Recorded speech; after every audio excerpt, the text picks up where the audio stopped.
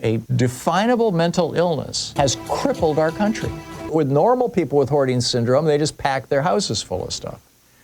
But when really rich people are afflicted with hoarding syndrome, so obsessive about their money that literally nothing else matters to them. And one of the ways that they have decided to increase the money that they have is by seizing control of government so that they can get their own taxes reduced. Billionaire hoarding plague, how America's richest became its biggest threat. And, you know, this happens every couple of generations in the United States. It happened when in the period from the 1820s to the 1860s, you had this rise of fabulously rich oligarchs in the South, in the Old South, and they basically seized all the wealth of the South, and they weren't satisfied with that. They obsessed on being rich, and they wanted to take the rest of America. They were looking at all the banking in New York and everything else. And yeah, so thus the Confederacy tried to conquer the rest of the United States in the 1860s. They lost. We beat them back. We took the country back. Then again, it happened with the robber barons. In the 1890s through the 1920s, we had, you know, a group of fabulously rich people who tried to reach out and take control of government. They crashed the economy in 1929, led to the Republican Great Depression, and FDR put the government and the country back together. And in the process, he also took a bite out of the backsides of the morbidly rich. I mean, he raised top income tax rates to 90% and strengthened the estate tax.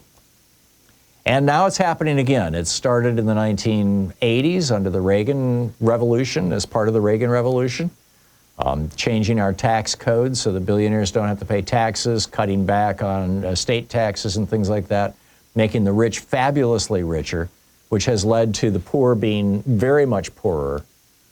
And, you know, here we are. So why is this happening?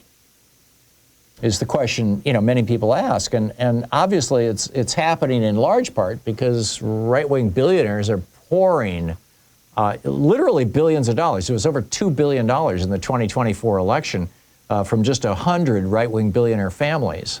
They're pouring billions of dollars into our elections. Why? Why would they do that? Why don't they just run their damn businesses? Well, it turns out that they're, you know, I mean, why would they be making changes in America that are, in fact, not just going to, but actually are in real time, causing people around the world to die, causing people in America to die, causing people in America to lose their health care, cutting back on Medicare, Medicaid, Social Security? Why would they do this stuff? There's an amazing book. It's by Randy Frost and Gail Steckety. Stuff, compulsive hoarding and the meaning of things. And what they point out in this book is that between 2 and 5% of the population has this thing called hoarding syndrome. Now, there's a debate in psychological circles about whether this is a subset of obsessive compulsive disorder or whether it's the result of bad impulse control. OCD is moving away from pain. It's doing things to avoid pain. Bad impulse control is doing things to try to seize pleasure. So there's this big debate in psychology about, you know, which of these two buckets does hoarding syndrome fall into? And it's not resolved. But what we do know is that hoarding syndrome is in the DSM, the Diagnostic and Statistical Manual of the American Psychiatric Association. And it does, you know, recognize a recognized mental illness. And, you know, one where people literally fill their houses with old newspapers, rubber bands, old, you know, tin can, I mean, just everything. They just never throw anything away because you never know when you might need it. It's kind of the hoarder's siren song, you know, their mantra. And, you know, that's tough enough. People afflicted with the hoarding syndrome are generally tortured by their obsession. They're socially embarrassed. They never invite people over to their homes.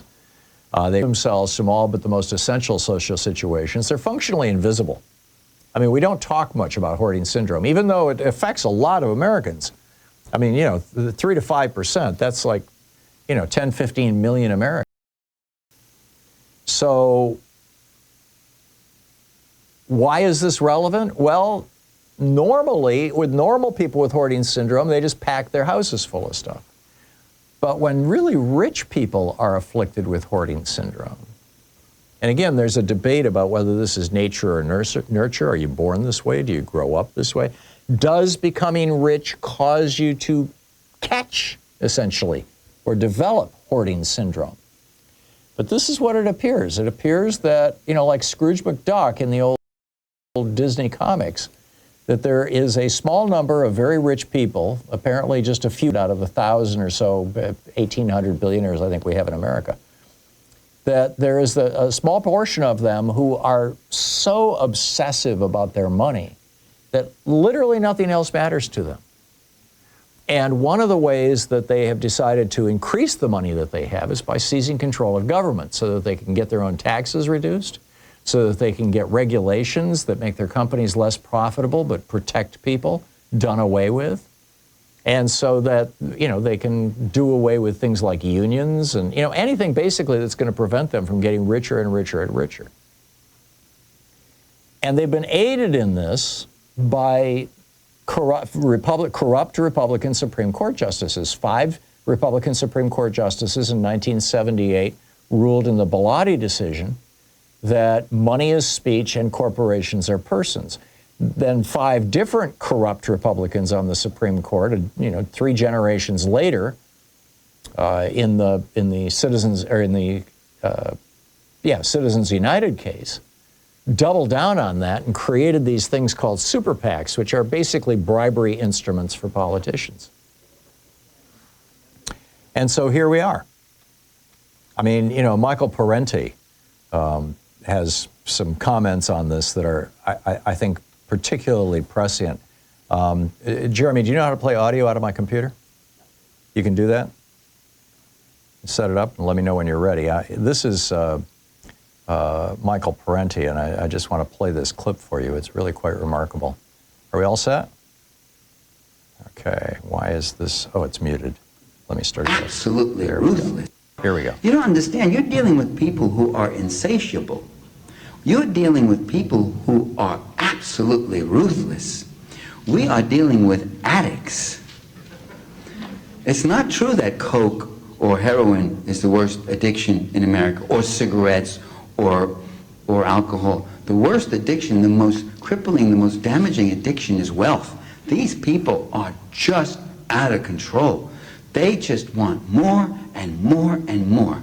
And they're not unlike the ruling classes of all history. If the ruling classes of all history have ever wanted anything, there's only one thing they've ever wanted, and that's everything. They want all the lands, all the choice crops, all the herds, all the rich mineral deposits. They want control of all the labor, all the markets. They want all the civilities and comforts and luxuries of civil society while paying none of the costs. They want everything. And then when they got everything, they want still more. They want gold chalices to drink out of. They want $1,000 bills to light their cigars. They want, of course, the ruling class has learned since the days of the robber baron, they're not as crass and crude about it. But they are just as ruthless in their dedication to this accumulation. There you go. Yeah, that's, he's a political scientist, Michael Parenti, author of 20 some odd books. He knows what he's talking about. And that's what's going on. So how do we deal with this? Well, the way that we dealt with this in the era of Franklin Roosevelt was by calling him out. Right? These economic royalists complain that we seek to overthrow the institutions of America. What they really complain about is that we seek to overthrow their influence, their power. And our commitment to American democracy requires the overthrow of this kind of power, said Franklin Roosevelt back in Philadelphia in August of 1936.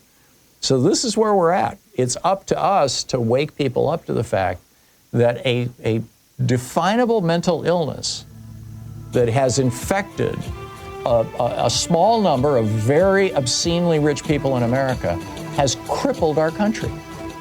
And this is why we have so many people. We have 60% of us now living on the edge of poverty. We have, $1.5 trillion in student debt. We have a couple of $1 trillion in medical debt. These things just don't exist in other countries where the rich haven't taken over.